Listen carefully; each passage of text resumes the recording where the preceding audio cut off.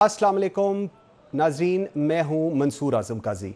नाज़रीन, हर गुजरता दिन एक नया सियासी तनाज़ा इख्तियार कर रहा है। कभी मुज़ाकरात का मैदान तो कभी ऐवान मछली मंडी बना हुआ है। आज पार्लियामेंट के मुश्तरका इजलास में अपोजिशन को बात नहीं करने दी गई, जिस पर अपोजिशन अरकान भड़क उठे और भरपूर एहतजाज किया। पीका एक्ट नामंजूर के नारे लगाए। ऐवान का मछली मंडी बनना कोई नई बात नहीं, अलबत्ता इम्तिहान तो अवाम के लिए है। हर दिन ट्रक की एक नई बत्ती के पीछे लगा दिया जाता है, कभी माशी बेहतरी के ख्वाब दिखाकर तो कभी मुल्क की सियासी हालात का झूठा किस्सा सुनाकर। चंद रोज कबल ये गुमान था कि हुकूमत और पीटीआई में बर्फ पिघल गई, लेकिन यकदम हालात बदल गए, मामलात बदल गए। तवक्कुआत, मुतालबात और मुसलसल एतराज़ात के बाद मुज़ाकरात का सिलसिला ख़त्म हो गया। चौथा मरला शुरू होने से कबल ही पीटीआई ने मुज़ाकरात ख़त्म कर दिए। पीटीआई तो वाज़े और दो टोक अल्फाज में कह दिया, नो कमीशन तो नो मुज़ाकरात। हुकूमती अरकान मुज़ाकराती अमल में नाकामी का मलबा तहरीके इंसाफ पर ही डाल रही हैं। ये खबरें भी ज़ेरे गर्दिश हैं कि ये पीटीआई की टैक्टिक्स हैं। बानी पीटीआई को मिलने वाली सज़ाओं के बाद हुकूमत पर एक प्रेशर डालने की कोशिश है। मुज़ाकरात का अमल फिर से शुरू होगा, क्योंकि इसी असना में हुकूमत मुज़ाकरात के चौथे नोटिफिकेशन, सरकारी नोटिफिकेशन जारी कर दिया है। 28 जनवरी को मुज़ाकराती कमेटियों का इजलास तलब कर लिया गया है। ये ऊंट अब किस करवट बैठेगा और वाकई अब मुज़ाकरात होंगे या नहीं? सवाल ये भी बनता है कि आखिर तहरीक इंसाफ मुज़ाकरात किससे करना चाहती है? फॉर्म 47 कहलाने वाली इसी हुकूमत से या इस्टेब्लिशमेंट से, जिसका दारोमदार हुकूमत से जोड़ने की बार बार बातें की जा रही हैं? प्रोग्राम के पहले इससे मैं इस पर बात करती हैं। आई एम वेरी ग्रेटफुल, मुझे इस वक्त ज्वाइन किया है फवाद चौधरी साहब ने, साबिक वफाकी वज़ीर इत्तलात हैं, पाकिस्तान तहरीक इंसाफ के सीनियर रहनुमा हैं। चौधरी साहब, बहुत शुक्रिया आपके टाइम देने का। चौधरी साहब, मुज़ाकरात का इख्तिताम इतनी उजलत में क्यों किया गया? क्या वाकई कोई और रास्ता अपेरेंटली नजर नहीं आ रहा था? मंसूर, अभी जिस तरह से आपने ये टुकड़ा सुनाया इरफान सदीकी साहब का, तो उससे आपको एहसास हुआ होगा कि नून लीग की जो हुकूमत है उसको कोई जल्दी नहीं है। बुनियादी तौर के ऊपर वो मुज़ाकरात को इस्तेमाल कर रहे हैं अपनी इल्लीगल गवर्नमेंट को लिंगर ऑन करने के लिए, और वो ये चाहते हैं कि मुज़ाकरात का अमल इतना तवील हो जाए कि उसकी कोई रेलिवेंस ही ना रहे। जो इमरान खान ने मुतालबात किए थे वो बड़े सीधे सीधे दो मुतालबात थे। एक तो था कि आप कमीशन बना दें 26 नवंबर के वाक़यात और 9 मई के वाक़यात के ऊपर, और दूसरा पॉलिटिकल प्रिजनर्स को रिलीज करें। अब देखिए ना, जो 1900 वर्कर इस वक्त जो पीटीआई का जेलों में है, उनकी इस कदर बुरी हालत है, आप उनको जो है वो रिलीज करने को तैयार नहीं है।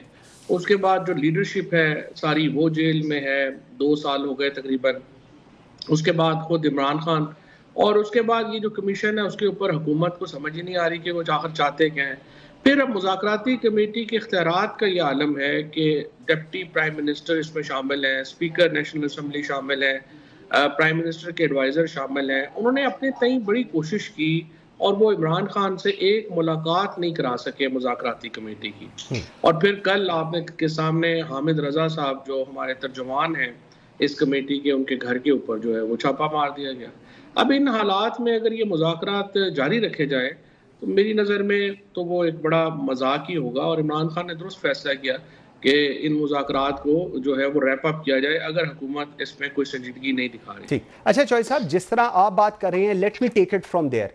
आपको खुद लगता है कि हुकूमत लिंगरिंग टैक्टिक्स कर रही है, उनको कोई इतनी जल्दी नहीं है, लेकिन ये जो दी एंड वाला वर्ड है, आपको नहीं लगता कि ये पाकिस्तान तहरीक इंसाफ के लिए खुद परेशानी का बायस है? क्योंकि मुश्किल में इस वक्त पाकिस्तान तहरीक इंसाफ है, बानी पीटीआई हैं, आप लोग सारे हैं जो फेस कर रहे हैं म्यूजिक को पोस्ट 9 मई से लेकर आज तक।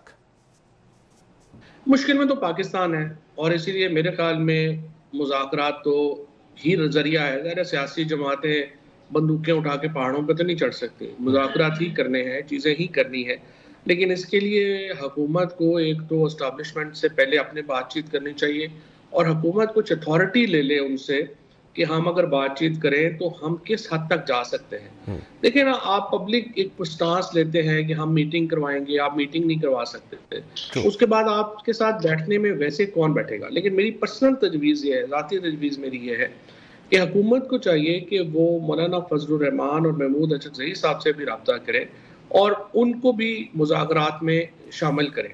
اس سے ایک تو مولانا فضل الرحمان اور محمود اچکزئی صاحب کے ساتھ تحریک انصاف کے عمران خان کے جو ریلیشن شپ ہے وہ بٹر نہیں ہے، جو حکومت کے ساتھ بڑے بٹر ہے.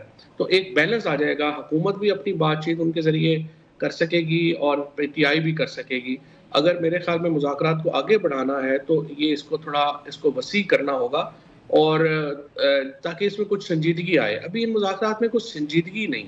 Very valid. اچھا، دو لوگوں کا فضل الرحمان اور ان کا آپ نے کہا، اور بالکل حکومت کو ان سے کرنا چاہیے تاکہ اور سٹرونگلی اس چیز کو لے کر چلا جائے. چوہے صاحب، دو چیزیں ہیں اس کے اندر دوبارہ. ایک، کتنی ویلیو اس پورے پروسیس کے اندر حکومت کے پاس ہے، یہ حکومت کی جو پارٹی ہے اس کے پاس ہے، جو اس وقت پورے ڈائیلاگ ہو رہا ہے اس میں ان کی اتھارٹی کتنی ہے؟ یہ ایک بہت بڑا کوسچن مارک ہے. یہ آپ کو بھی پتہ ہے، یہ ہم سب کو بھی پتہ ہے. لیکن آپ کو نہیں لگتا کہ مذاکرات کا اختتام جو ہے 190 ملین پاؤنڈ کیس کے فیصلے کے ساتھ بھی اس کڑی کو جوڑا جا رہا ہے کہ جی فیصلہ تو آ گیا ہے تو اب ٹھیک ہے، اب جو ہوگا دیکھا جائے گا؟ یہ بھی صحیح ہے، اس سے بھی بٹرنس بڑی ہے. لیکن ایک جعلی کیسوں میں ایک طرف آپ مذاکرات کے لیے بیٹھے ہوئے ہیں، دوسری طرف آپ جعلی کیسز میں سزائیں سنا رہے ہیں. 9 مئی کے جس طریقے سے بےہودہ ٹرائلز آپ نے شروع کیے ہیں جن کا نہ سر ہے نہ پیر ہے نہ کوئی ایویڈنس ہے، اور اس کو آپ بس نہ کوئی وہاں کوئی ٹرائل ہو رہا ہے، نہ وہاں کوئی اپلیکیشن کا کوئی فیصلے ہوتے ہیں. ہائی کورٹ کے ججز جو ہیں وہ اتنے خوفزدہ ہیں، ان کے کنپٹی پہ پستول رکھا ہوا ہے. اینٹی ٹیررزم میں جو ججز لگائے ہیں وہ آپ کے سامنے ہیں. پھر اب اسلام آباد ہائی کورٹ میں اپوائنٹمنٹس آپ کے سامنے ہیں. آپ نے کوئی ادارہ تو پاکستان میں چھوڑا ہی نہیں نا کہ جس کے اوپر کوئی کانفلکٹ ریزولوشن کے لیے کسی کوئی اعتبار ہو سکے. تو اس کے نتیجے میں پاکستان کو ایک بہت بڑے بحران کا سامنا ہے جہاں پہ ہماری سوسائٹی اوپر سے لے کے نیچے تک تقسیم ہے. اور بالکل اس کا واحد حل یہی ہے کہ پہلے حکومت اور اسٹیبلشمنٹ آپس میں مذاکرات کرے اور اپنی کچھ اتھارٹی جو ہے ان سے طے کرے اور پھر اس میں اپوزیشن کو ایک لارجر کینوس میں شریک کرے. ٹرسٹ لیول کا آپ نے کہا، اور ٹرسٹ لیول کا واقعی ایک بہت بڑا فقدان ہے. لیکن فواد چودھری صاحب، ایک بہت بڑا فقدان یہ بھی ہے کہ اپیرنٹلی اس وقت کچھ عرصے سے ہم دیکھ رہے ہیں کہ پاکستان تحریک انصاف کے جو رہنما تھے، آپ جیسے لوگ جو نظریاتی طور پہ پاکستان تحریک انصاف میں جنہوں نے جوائن کیا تھا، آپ لوگ کہیں بہت پیچھے رہ گئے اور پوری پی ٹی آئی کو سو کالڈ لیگل ایکسپرٹس نے ہائی جیک کر لیا، انفارچونیٹلی جو ڈیلیور بھی نہیں کر سکتے. اس کو بارے میں آپ کیا کہیں گے؟ نہیں، یہ تو ایک پرابلم ہے. ہمیں جو کہ اسٹیبلشمنٹ نے ہمیں جو ہے وہ ٹھڈے مکے مار کے سیاست سے باہر کیا. شاہ محمود قریشی جیسے لوگ، جہاں چودھری صاحب جیسے لوگ، محمود الرشید جیسے لوگ، یاسمین راشد، عمر چیمہ، اس کے بعد اور بے شمار لوگ جو ہیں ان کو جیلوں میں ڈال دیا. اور اس کے نتیجے میں کارڈر کو ختم کرنے کی کوشش کی، اور کارڈر پہ ریپلیس جو ہوا وہ ان لوگوں سے ہوا جو کہ پولیٹیشنز نہیں تھے، وہ تو کارپوریٹ لائرز تھے یا ادھر ادھر سے ویکیوم میں جس طرح ہوتا ہے کہ وہ اکٹھے ہو گئے. وہ پرابلم بھی اپنی جگہ پہ ہے، اور اس کی بھی وجہ سے جو ایک سمجھیے کہ ڈیسیژن میکنگ ہے اس کے اندر جو ہے وہ پرابلمز ہیں. کیونکہ دیکھیے نا، اگر عمران خان جیل میں ہیں تو ان کو 3 چیزیں چاہیے. ایک تو ان کو ریلیونٹ انفارمیشن چاہیے، ایک ان کو ایڈوائس چاہیے، اور پھر جو حکمت عملی وہ بنائے اس پہ عمل درآمد کا ایک میکنزم چاہیے. تو یہ تینوں چیزیں جو ہیں وہ موجودہ لیڈرشپ تو خان صاحب کو نہیں دے پائی، جس کی وجہ سے یہ کرائسس جو ہے، پی ٹی آئی کا کرائسس جو ہے وہ بڑا ہے. اچھا، ایک تو پی ٹی آئی کا یہ کرائسس ہے، اور ایک اوورآل کرائسس یہ ہے. ابھی آپ بات کر رہے تھے تو اجاز چودھری صاحب میرے ایک دم ذہن میں آئے کہ چیئرمین سینٹ کہتا ہے اجاز چودھری صاحب کو بھیجیں، اور ایک سپرنٹینڈنٹ جیل کہتا ہے میں نہیں بھیجوں گا. پورے نظام کی اگر آپ اینڈ ٹو اینڈ دیکھیں تو اس کی ویلیڈیٹی یا اس کا ویٹ یہ ہے کہ ایک سپرنٹینڈنٹ جیل چیئرمین سینٹ کے کہنے پر ایک سٹنگ سینیٹر کو نہیں بھیجتا. آپ ڈائیلاگ کیوں کر رہے ہیں ایسی حکومت کے ساتھ، یا کیوں خواہ ہیں آپ لوگ ایسی حکومت کے ساتھ جن کی حکومت کے اندر انہی کے لوگ ان کی بات نہیں مانتے؟ یہی تو پرابلم ہے نا کہ جب خان صاحب نے یہ کہا تھا کہ ہمارے مذاکرات براہ راست اسٹیبلشمنٹ سے ہونے چاہیے، تو میڈیا نے انہیں کرٹیسائز کیا کہ دیکھیں آپ سیاستدانوں کو مذاکرات نہیں کر رہے، اور آپ سیاستدانوں سے مذاکرات کریں اور یہ وہ. اور ابھی آپ کے سامنے آ گیا کہ سیاستدانوں کو، جو سو کالڈ سیاستدان یہاں پہ ہیں، یعنی نون لیگ اور پیپلز پارٹی، ان کی اس وقت حیثیت کیا ہے. یعنی کسی بھی موقع کے اوپر ان کی کوئی بھی نہیں چل رہی. اور مجھے تو سمجھ نہیں آ رہی کہ آپ یہ عہدے لیتے کیوں ہیں. مطلب اگر تو آپ پروٹوکول صرف پرابلم ہے آپ کا تو آپ کے پاس پیسے اتنے ہیں آپ اپنی گاڑیاں لگوا لیں آگے پیچھے. اس کے بعد تو دیکھیں آپ پالیٹکس تو کرتے ہیں کہ آپ کے وی این کے اوپر کوئی امپلیمنٹیشن آپ کر سکیں, اپنے پروگرام جو ہے وہ اس کے اوپر کوئی سوسائٹی میں اپنے وی این کے مطابق تبدیلی لا سکیں. لیکن اگر آپ کا مقصد صرف پروٹوکول لینا ہے تو پھر ظاہر ہے کہ اس کے علاوہ کیا ہوگا. بٹ مجھے بڑی خوشی ہے یوسف رضا گیلانی صاحب نے پہلے ایک دفعہ جب وہ اسپیکر نیشنل اسمبلی تھے تو شیخ رشید صاحب کا جو پروڈکشن آرڈر تھا وہ بی بی نے اس وقت ان کو منع کیا, لیکن اس کے باوجود وہ اڑ گئے اور انہوں نے انشور کیا کہ شیخ رشید اسمبلی میں آئے. اور اب اعجاز چودھری کے صاحب کے اوپر بھی انہوں نے جو سٹینڈ لیا ہے, یوسف رضا گیلانی صاحب نے اپنی جو ڈیموکریٹک کریڈینشلز ہیں ان کو یقینی طور کے اوپر اور بہتر کیا. بالکل ٹھیک ہے. فواد چوہدری صاحب بہت شکریہ جی آپ کے ٹائم دینے کا, ایم ویری گریٹفل. ناظرین ایک بریک لیتے ہیں جی, اور جس وقت ہم بریک سے واپس آئیں گے تو ہمارے ساتھ ہوں گے محمد زبیر, سابق گورنر سندھ. میرے ساتھ رہیے گا. Welcome back after the break جی. ناظرین بات حکومتی اقدامات اور جمہوریت کی ہو رہی تھی تو نون لیگ میں ہی ایسے کئی تجربہ کار افراد رہے ہیں جن کے تجربے سے جمہوریت کی بہتری کے لیے اقدامات کیے جا سکتے تھے, ان کے تجربے سے ملک کی بہتری کے لیے فائدہ حاصل کیا جا سکتا تھا. لیکن افسوس ایسے تمام افراد اس عمل سے دور ہو گئے. کیا وجہ بنی کہ پارٹی سمیت سیاسی میدان سے بھی دور ہوتے نظر آ رہے ہیں. میرے ساتھ اس وقت موجود ہیں محمد زبیر صاحب, سابق governor Sindh, one of the very seen names in politics. Zubair صاحب بہت شکریہ آپ کے ٹائم دینے کا. زبیر صاحب کیا حکومت وقت کو عوامی مینڈیٹ سے منتخب کہنا ٹھیک ہوگا؟ میرا خیال ہے بالکل غلط ہوگا, کیونکہ وہ تو ہم خود بھی میرا خیال ہے کلیم نہیں کرتے ہیں کہ عوامی مینڈیٹ مجھے پاس ہے. پاکستان میں جو جس طرح سے 2024 کا الیکشن ہو, میرا خیال ہے پاکستان کی تاریخ میں بہت ہی کم الیکشن اتنے دھاندلی شدہ یا لنک ہوں گے. اور صرف میں یہ الیکشن ڈے کی بات نہیں کر رہا, اس کا انٹائر پروسیس. مطلب آپ کسی سے ایگزامپل لے لینا مضبوط کہ ایک پارٹی کے لیے وہ پارٹی کا سلیکشن تھے اور باقی سب پارٹی کے لیے پارٹی تھے. یعنی کہ ایک پارٹی کو جو سب سے پاپولر پارٹی تھی اس کو پارٹی سمبل کے بیسس پر نہیں الیکشن کرنا, اس کو پی ٹی آئی کے نام سے الیکشن نہیں کرنا, انڈیپینڈنٹ رہنا تھا. اور فورس کیا گیا اس پر, اور باقی سب کو پی ایم ایل این یا پی پی پی یا جماعت اسلامی یا جو بھی ہے. ایسا تو کبھی دنیا کی تاریخ میں کبھی بھی نہیں. اور پھر جس طرح سے الیکشن دن شام کو جس طرح سے it is very very disappointing اس وجہ سے کہ یہ وہ پولیٹیکل پارٹی ہے جس نے صرف جنگ کی, جس نے ایک بڑا پاورفل نعرہ دیا تھا ووٹ کے لیے. اس کی بڑی ایک سمبولک ویلیو تھی اور اس کا ایک ڈیپ سینس تھا کہ وہ کیا ریفلیکٹ کرتا ہے کہ پاکستان میں کیوں یہ نعرہ دینے کی ضرورت پڑی تھی. After 65 years of Pakistan community existence, کہ وہ ہم نے کبھی عوام کی رائے کو ایکسیپٹ کرنے سے کبھی بھی ہم نے اس کو ایکسیپٹ نہیں کیا تھا. اور اس کی ایک ایکسٹریم ایگزامپل ہم دیتے ہیں کہ ایسٹ پاکستان اس لیے الگ ہوا کہ ہم نے جو بنگالی لوگ تھے ان کا مینڈیٹ ایکسیپٹ نہیں کیا. تو ووٹ کو عزت تو میاں نواز شریف کا اپنا نعرہ تھا, اور وہی نعرہ آپ نے اٹھا کے تالوں میں ایک بند کر دیا گیا. اب ظاہر سی بات ہے مینڈیٹ بھی. بالکل صحیح. لیکن زبیر صاحب ابھی جو آپ بات کر رہی ہیں, اگر میں اسی کو تھوڑا سا کنٹینیو کروں, سر کتنی امپورٹنٹ ہے عوام کی رائے, عوام نے جن کو ووٹ دیا وہ کتنا امپورٹنٹ ہے؟ آپ نے تاریخ دیکھی ہے پاکستان کی, 1947 سے لے کر آج تک ووٹ کو عزت دو. آپ خود کہہ رہے ہیں, ہم لوگ دیکھتے تھے نواز شریف صاحب کا نعرہ تھا. اس کے بعد جب ان 24 کروڑ عوام کی ووٹ کو عزت ہی نہیں دینی تو پھر یہ کیا پورا جو پروسیس ہم چل رہے ہیں یا جو حکومت چل رہی ہے یا جو اقدامات کیے جا رہے ہیں, کیا یہ عوام کے لیے ہو رہی ہے؟ کیونکہ عوام اس پورے پروسیس میں وہ جو مینڈیٹ ہے وہ تو ایکسیپٹ ہی نہیں کیا گیا نا. لیکن کوشش تو یہی ہوتی ہے, میں کسی کی نیت پر بالکل بھی نہیں شک کرتا کہ جو بھی حکومت وقت ہو, پرائم منسٹر ہو, پریزیڈنٹ ہو, ظاہر سی بات ہے وہ چاہتے ہیں کہ عوام کے لیے بہتری کرے, اس سے تو کوئی شک نہیں ہے. تو اس حوالے سے یہ شک کرنا کہ شہباز شریف نہیں چاہتے ہوں گے کہ عوام کی بہتری, بالکل چاہتے ہوں گے. لیکن جب آپ کا طریقہ کار غلط ہو, اور پاکستان کی تاریخ نے یہ ثابت کیا ہے, دنیا کی تاریخ نے ثابت کیا ہے کہ آپ کا قانون ہو, رول آف لا ہو, ایک آپ کا طریقہ کار ہو, اس سے آپ بالکل ہٹ کے ایک چیز کریں زبردستی قبضہ کر کے. کیوں military interventions are bad for any democratic country?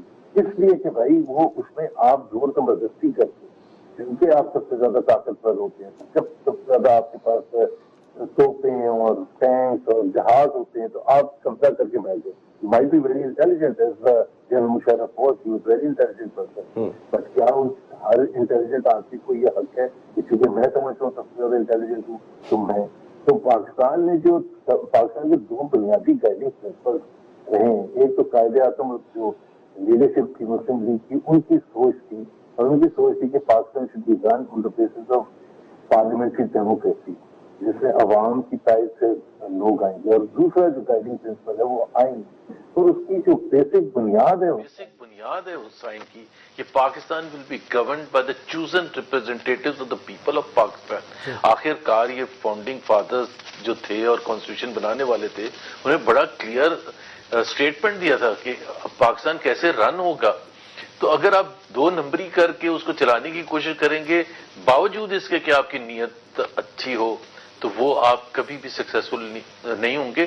اور 70 سال کی تاریخ نے یہ ثابت کیا ہے کہ Pakistan has been left for for behind, اسی وجہ سے کہ ہمیں سمجھ نہیں آتی کہ ہم نے کون سا سسٹم چلانا ہے. ٹرو ٹو کور, بالکل ٹھیک ہے. اچھا, لیکن زبیر صاحب فور فادرز کی بات کی, انہوں نے تو کہا جی چوزن ریپرزینٹیٹیوز کو نہ جگہ دینا, مینڈیٹ کو نہ ماننا, اور اس کے بعد یہ کہنا کہ جی جو کچھ ہو رہا ہے ایسے ہی پاکستان چلے گا.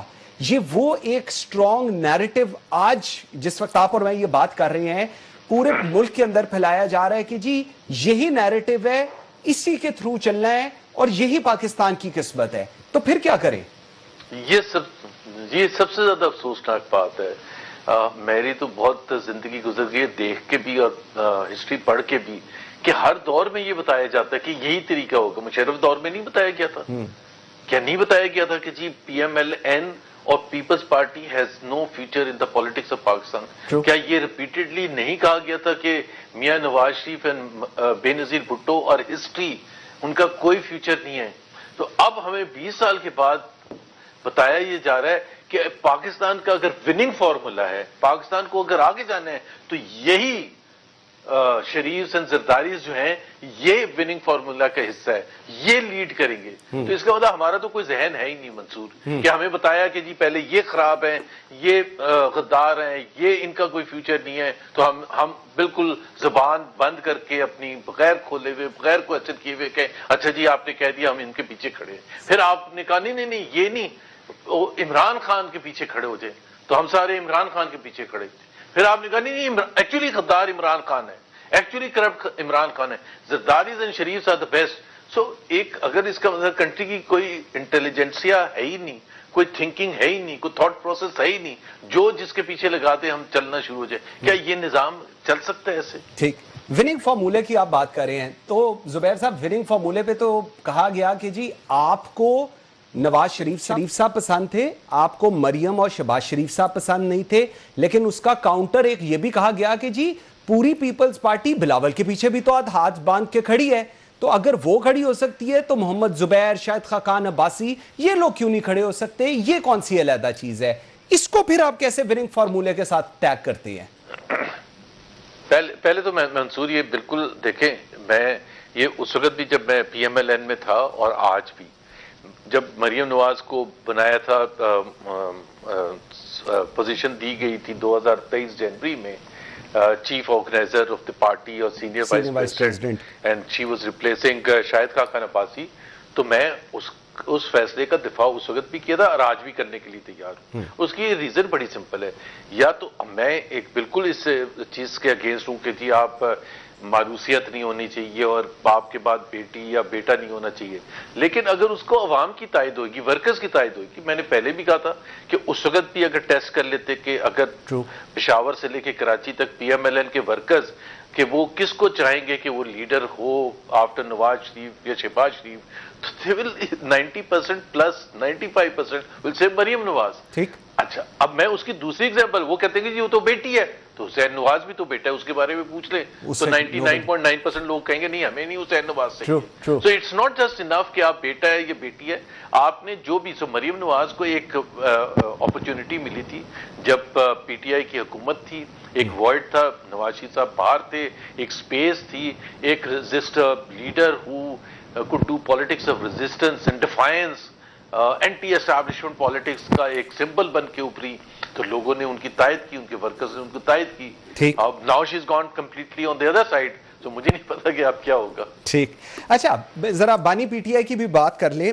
بانی پی ٹی آئی کے جو کیس ہیں، جو مقدمات میں ہیں، آپ کی رائے میں کیا ہے؟ کیونکہ کچھ لیگل بڑے سینئر اٹارنی جنرلز جو پاکستان کے رہے ہیں وہ کہتے ہیں کہ جی پاکستان تحریک انصاف نے یہ کیس ہی سیاسی بیسس پر لڑا جبکہ یہ لیگل کیس تھا، اور اب جو اس کی پوری صورتحال ہے اس کو آپ کیسے نریٹ کریں گے؟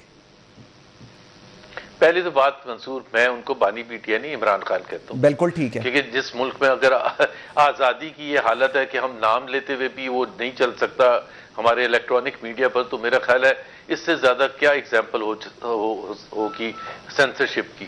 دوسری بات یہ ہے کہ یہ جو آپ نے کہا نا کہ بہت سے لوگ یہ وکیل کہتے ہیں یا دوسرے لوگ کہتے ہیں پی ایم ایل این یا پی وی پی والے یا دوسرے لوگ کہ جی یہ کیس پولیٹیکل بیسس پر لڑا تھا.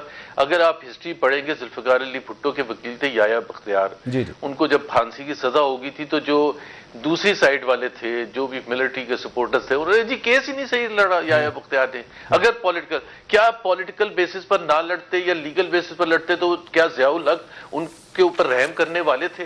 کیا انہوں نے یہ اس بیسس پر فیصلہ کیا تھا کہ جی لیگل کیس انہوں نے صحیح نہیں لڑا اس لیے میں ان کو ٹانگ دوں گا؟ وہ ظاہر ہے انہوں نے ٹانگنا تھا، انہوں نے ہینگ کرنا تھا ذوالفقار علی بھٹو کو. عمران خان کو سزا دینی تھی، چاہے ان کو اچھا وکیل ہوتا ہے یا خراب وکیل ہوتا ہے. سو میرے نظر پہ بالکل یہ پولیٹیکل، اور again it's a very simple judgement. اگر آپ کسی نیوٹرل، کسی یورپین سے، امریکن سے پوچھیں گے کہ ہمارے ملک کا کیا جو معیار ہے جوڈیشل نظام، کیا آپ سمجھتے ہیں یہ اچھا ہے، تو وہ کہے گا کہ آپ خود بتا دیں بھائی 6 سال پہلے 7 سال پہلے آپ پاکستانی سے کہتے تھے ساری خرابیاں جو ہے نواز شریف میں، اس لیے اس کو اندر بند کیا تھا، اس لیے اس کو غدار کہا تھا، اس لیے اس کے اوپر اتنے کیسز بنائے تھے. اب آپ نے کہا نہیں نواز شریف تو پوتر ہے، اصل میں خراب آدمی جو ہے عمران خان ہے. تو اٹ از آل پولیٹیکل.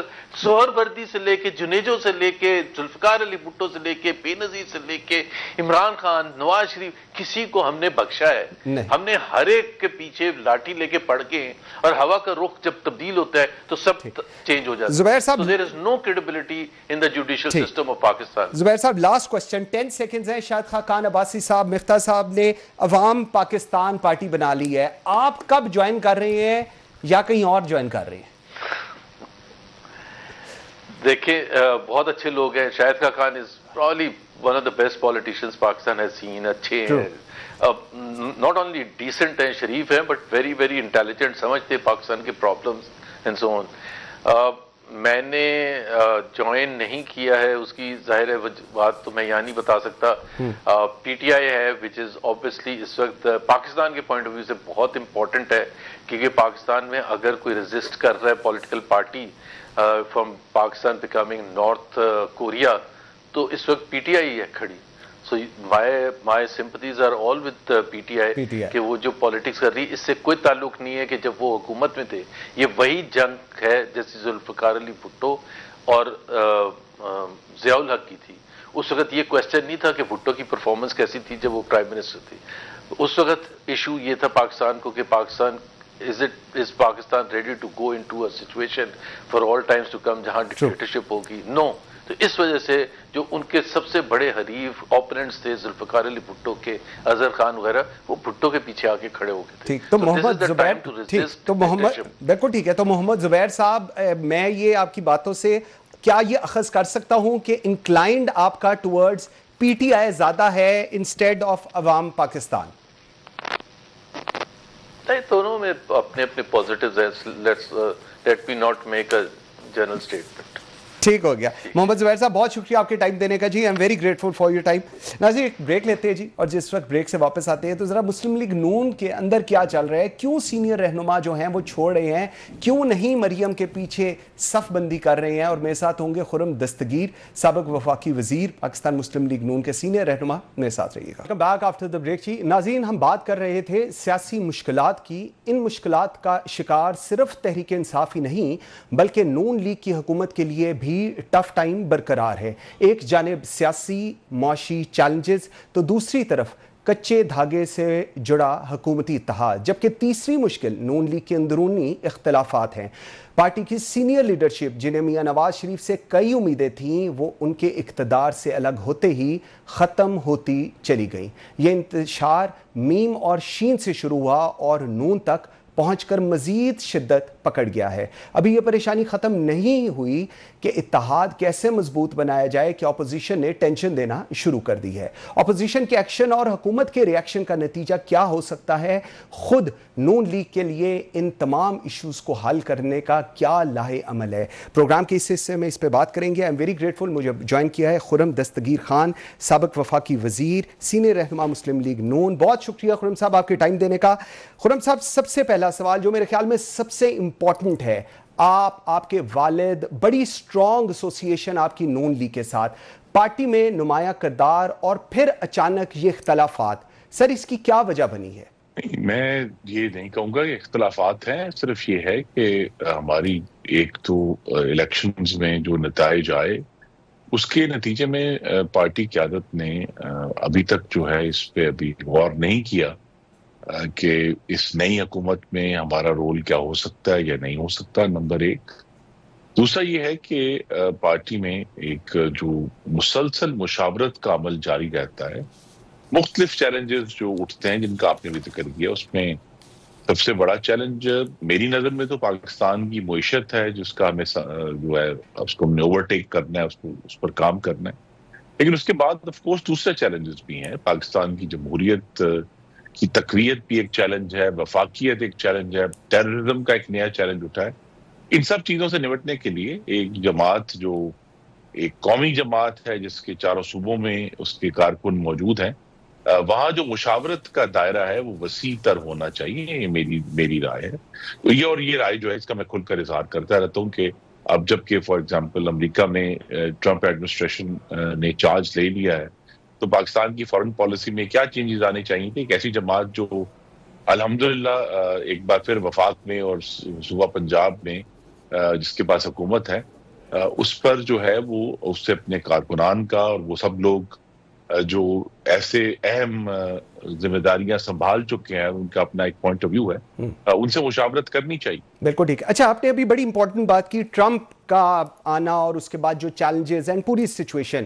میں تھوڑا سا اس کو اگر پیچھے لے کے جاؤں پاکستان کو اگر مرر کے اندر, تو وزیر اعظم نواز شریف اخبارات میں چھپ گیا اور اس کے بعد شہباز شریف صاحب اچانک وزیر اعظم بن گئے, اور اس صورتحال کے بعد بہت سارے سینئر رہنما انکلوڈنگ آپ جیسے لوگ جن کا بڑا ٹائم سپین ہے ٹورڈز پولیٹکس, پروفیشنلز جن کو ہم کہتے ہیں, آپ لوگ بالکل نون لیگ کے اس پورے پروسیس سے کہیں پیچھے ہٹ گئے اور اب شاید نظر بھی نہیں آ رہے.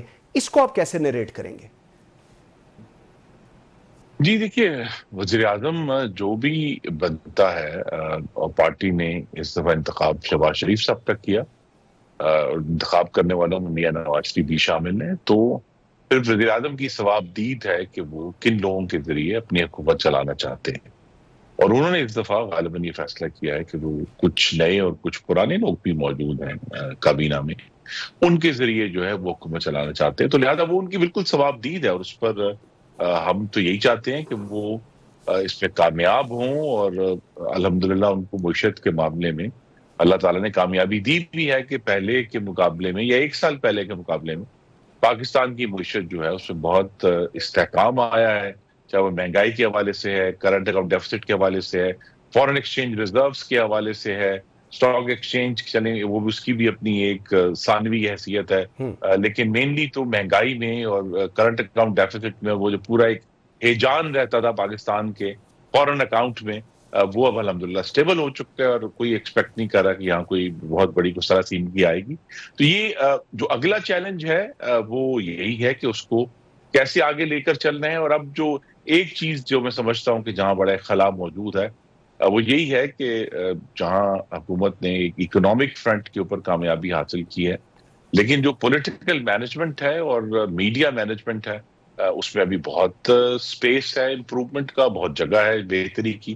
وہاں ضرور کام, اور مجھے یقین ہے کہ یہ بات معلوم ہے پرائم منسٹر شہباز شریف کو, اور آنے والے مہینوں میں وہ اس کے اوپر میری توقع ہے کہ کچھ عمل بھی کریں گے تاکہ یہ معاملات درست ہوں. ٹھیک. خرم صاحب, پاکستان تحریک انصاف آج آپ کی حکومت کو بنے ایک عرصہ ہو گیا ہے, چل رہی ہے, وزیر اعظم شہباز شریف صاحب ہیں, لیکن آج بھی وہ فارم 47 حکومت آپ لوگوں کو کہتی ہے, آپ پر الزامات لگاتی ہے, اور اس کے ساتھ ڈائیلاگ کی بھی بات ہو رہی ہے. ڈائیلاگ آپ سے کرنا چاہتے ہیں, آپ کو وہ فارم 47 کی حکومت کہتے ہیں. اس چیز کو آپ کیسے کریکٹ کرتے ہیں؟ دیکھیے, یہ جو فارم 47 ہے یہ تو بالکل ایک ایبسرڈ اور لغو بات ہے کہ یہ تو نہیں ہو سکتا کہ خیبر پختونخوا میں فارم 47 کی گورنمنٹ نہیں اور باقی پورے ملک میں ہے, اور یہ ان کا ایک دعویٰ ہے. لیکن اس دعوے کے سپورٹ میں ابھی تک یہ ملک کی کسی بھی عدالت میں کوئی بھی ثبوت پیش نہیں کر پائے کہ جی ہمارے ساتھ یہ ہو گیا, یا کوئی سیریس ثبوت عوام کے سامنے پیش نہیں کر پائے, بس ہوا میں باتیں. تو لہٰذا اس سے تو قطع نظر وہ تو ایک انہوں نے میڈیا کنزمپشن کے لیے یا اپنے نیریٹو بلڈنگ کے لیے ایک چیز بنائی ہوئی ہے. زیادہ اہم بات یہ ہے کہ جو ان کی تمام کوشش تھی ایجیٹیشن کے ذریعے, وائلنس کے ذریعے حکومت کو تبدیل کرنے کی, وہ پہلے 9 مئی کو بھی ناکام ہوئی, اور اس کے بعد جب سے حکومت بنی ہے, اب وہ تقریباً 10 مہینے ہو گئے ہیں, مارچ میں حکومت بنی تھی, تو لہٰذا اب ان کی جو تمام ایجیٹیشن کی اور وائلنس والی پالیٹکس کی جو کوشش تھی وہ ناکام ہے, تبھی وہ مذاکرات کی میز پر آئے ہیں. تو لہٰذا اب ہماری کوشش یہی ہے کہ ہم انہیں یہ ضرور باور کرائیں کہ پاکستان کی عوام نے جو 8 فروری کو ووٹ ڈالا وہ وفاق کے اوپر حملہ ہونے کے لیے خیبر پختونخوا کے لوگوں نے ووٹ نہیں ڈالا, یا جو جن لوگوں نے مسلم لیگ نون کو ووٹ ڈالے انہوں نے مستقل یہ نہیں کہا کہ جناب آپ وفاق کو بچانے کے لیے اپنے 5 سال صرف کر دیں. بنیادی بات تو یہ ہے کہ ووٹ کے ساتھ ایک ذمہ داری آئی ہے, وہ یہ ہے کہ ہم نے مل کر وہ سب لوگ جن کو پاکستان کی عوام نے منتخب کیا ہے کہ وہ پاکستان میں رہنے والے ہمارے بھائیوں اور بہنوں کی زندگیاں بہتر کریں, ان کے بچوں کے بہتر معاش کا سوچیں, پاکستان کی سلامتی کو مضبوط کریں. ٹیررزم کا بہت بڑا چیلنج ہے, اور جیسا میں نے کہا جو فورن پالیسی چیلنجز ہیں ان کے ساتھ بھی ہمارے بہت سارے اکنامک چیلنجز جڑے ہوتے ہیں, اس کی طرف توجہ دیں بجائے یہ کہ ہم ایک دوسرے سے ہی متعارف رہیں. اچھا, 2 چیزیں ہیں. اب اس کے اندر صورتحال یہ ہے کہ کہا یہ جا رہا ہے, ایک جگہ ابھی آپ بڑی اچھی باتیں گا رہے ہیں, لیکن آپ ہی کو شاید as of today Nawaz Sharif صاحب سے نہیں ملنے دیا جاتا. اس کے بعد کہا جاتا ہے جی جمہوریت, کیا حکومت کی پالیسیز ٹھیک ہیں, اور آپ اس کو ڈیفینڈ بھی بڑے اچھے طریقے سے کرتے ہیں, let me be very honest. لیکن یہ جو ایک دونوں طرف ہم تضاد دیکھتے ہیں, ایک طرف آپ اسٹرانگلی آج بھی حکومت کی پالیسیز, جس طرح حکومت نے 10 مہینے کی پرفارمنس دی ہے, جو اکنامک کرائسس تھے, جو چیلنجز سے یہ لوگ اس کو پروسیس میں لا کے کلیئر کر رہے ہیں, وہ آپ بتا رہے ہیں. لیکن اس کے ساتھ ہی اگر ہم جمہوریت کو نریٹ کریں تو کیوں خرم دستگیر کو آج بھی نواز شریف سے نہیں ملنے دیا جاتا؟ آپ کے والد, آپ کی ایک بڑی اسٹرانگ ایسوسیشن ہے نون لیگ کے ساتھ, اس کو آپ کیسے بتائیں گے؟ جی نہیں, حالیہ دنوں میں ان کی فیملی کا ایک نجی شادی کا فنکشن تھا, آپ کو معلوم ہے پچھلے مہینے کے آخر میں, تو انہوں نے بہت شفقت کی اور مجھے اس پر مدعو کیا.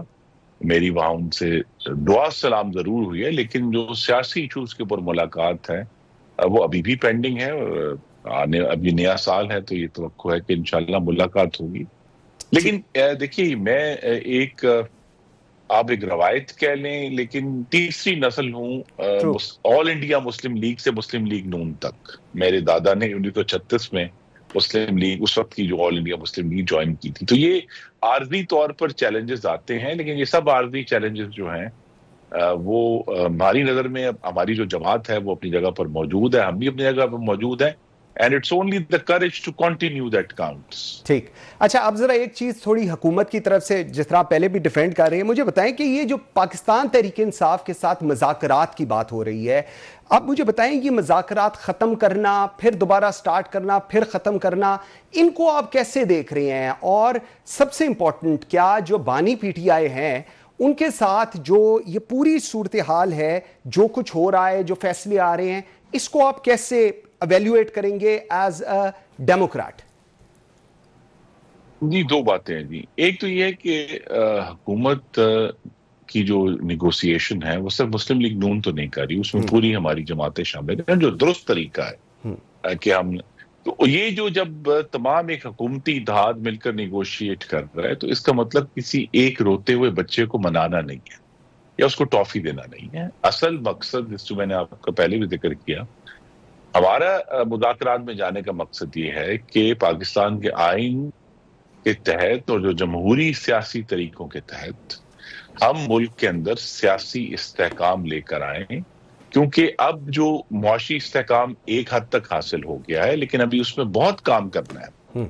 असल तो जो चैलेंज है हम सबके लिए, कोई भी जमात जो है अपोजिशन में या हुकूमत में, हम सबके लिए चैलेंज ये है कि क्या हम पाकिस्तान के नौजवान मर्दों ख्वातीन के लिए नया और बेहतर रोजगार पैदा कर सकते हैं या नहीं। This is the challenge, crux ये है। और उस तक पहुंचने के लिए हमें सियासी इस्तेहकाम चाहिए। इसीलिए हम आज जो कल भी इरफान सदीकी साहब जो सरबराह हैं मुस्लिम लीग नून की तरफ से, उन्होंने इसीलिए कहा कि हम तो हर वक्त निगोशिएट करने के लिए तैयार हैं, क्योंकि हमारा मकसद किसी एक जमात को मनाना नहीं है, हमारा मकसद किसी को छुड़ाना नहीं है, हमारा मकसद जो है वो सिर्फ मुल्क में सियासी इस्तेहकाम लेकर आना है। दूसरा ये कि आपने कहा कि जी बानी चेयरमैन के ऊपर जो फैसले आ रहे हैं और उनकी जो जमहूरी हैसियत क्या है, तो पाकिस्तान में जो अदलिया के मामलात हैं उनके ऊपर तो मैं ना ही कोई बात करूं, बेहतर है। ये नहीं हो सकता कि जी हम ये कहें कि जी आज के जो फैसले हैं वो जमहूरी नहीं है और आज से 5 साल पहले के जो फैसले थे जो मुस्लिम लीग नून के सारे खिलाफ थे वो बिल्कुल जमहूरी थे और वो बिल्कुल दुरुस्त थे। तो लिहाजा अदलिया जो है वो अपने ही एक डगर पर चल रही है। हमारी तवक्को जरूर है नए चीफ जस्टिस से, वो बड़े मतीन आदमी हैं, समझदार आदमी हैं, कि वो इस सारे इशू को, जिसके अदलिया के अंदर भी इशूज हैं और अदलिया के ऊपर जो एक मुख्तलिफ जमातें बशमूल मेरी, हमने भी इल्जामात लगाए हैं, लेकिन असल जो उनका टेस्ट है वो ये है कि अगर अदलिया किसी कानून का इतलाक करे किसी के ऊपर, फिर सबके ऊपर होना चाहिए। बिल्कुल ठीक। हाँ, वो जो अब अगर हम ये कहेंगे जी आज का फैसला तो बिल्कुल गलत है, लेकिन वो 5 साल पहले तो बिल्कुल ठीक फैसले कर रहे थे 2020 में, ये भी दुरुस्त नहीं होगा। बिल्कुल ठीक है।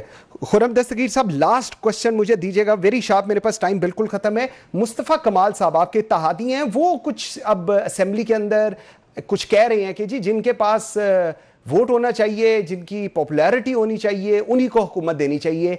ये तो एक मुस्लिम लीग नून के अंदर चैलेंज है, इत्तेहादियों का चैलेंज है। 10 महीने गुजरे नहीं और ये आवाज़ें शुरू हो गई। पीपल्स पार्टी बहुत सारी पीका कवानीन के ऊपर इंडोर्स नहीं कर रही, वो भी एक अजीब सी सूरत हाल में है। फेडरल जो मिनिस्ट्रीज हैं वो कोऑर्डिनेटर्स चला रही हैं। ठीक चल रहे हैं सब कुछ? आर यू श्योर सब कुछ ठीक चल रहा है? जी नहीं, देखिए पाकिस्तान में जो मखलूत हुकूमतें हैं उनके अंदर इस तरह की हल्की फुल्की मौसीकी चलती रहेगी, इख्तलाफात भी चलते रहेंगे। अभी ये जो सब जो उठ रही हैं आवाजें, आप देखेंगे कि ये बजट 2025 के लिए आवाजें हैं और इसमें मेरी ये तवक्को है कि शहबाज शरीफ साहब इन सब जो दूसरी जमातें हैं उनके साथ गुफ्तगू के जरिए आने वाले बजट में जो पॉलिसी साजी होनी है उसमें इन सब के लिए बात करेंगे। मतलब मुस्तफा कमाल साहब की दुरुस्त ख्वाहिश है कि कराची को अगर सूबाई हुकूमत उनकी, जो कि पाकिस्तान पीपल्स पार्टी है, और कराची पर तवज्जो नहीं दे रही, तो फिर वफाक जो है इसको आगे लेकर चले। ये उनका दुरुस्त मुतालबा। लेकिन क्या वफाक के पास वो वसाइल मौजूद हैं कि कराची के लिए गैर मामूली तौर पे फंड दिए जा सकें? ये सब चैलेंजेस ऐसे हैं जो एक मुस्तकिल निगोसिएशन के मतकाजी हैं। और इसका मैंने जिक्र किया कि मुस्लिम लीग नून की जो शहबाज शरीफ साहब की हुकूमत है उसको अपनी पॉलिटिकल मैनेजमेंट बेहतर करने की जरूरत है। बिल्कुल ठीक है। खुर्रम दस्तगीर खान साहब, बहुत शुक्रिया जी आपके टाइम देने का, वेरी ग्रेटफुल। नाज़रीन, आपने डिस्कशन सुनी और इस उम्मीद से आज का प्रोग्राम क्लोज करते हैं कि ये तीनों अहबाब ने जो आप लोगों के साथ व्यूज़ शेयर किए کیا واقعی پاکستان کے یہی ایشوز ہیں؟ اور جو یہ لوگ بتا رہے ہیں تینوں سیاستدان، بڑے نام، کیا ایسے ہی پاکستان ان مشکلات سے آگے نکل سکتا ہے؟ آج تک کے لیے اتنا ہی. مجھے منصور اعظم قاضی کو اجازت دیجیے. اللہ حافظ.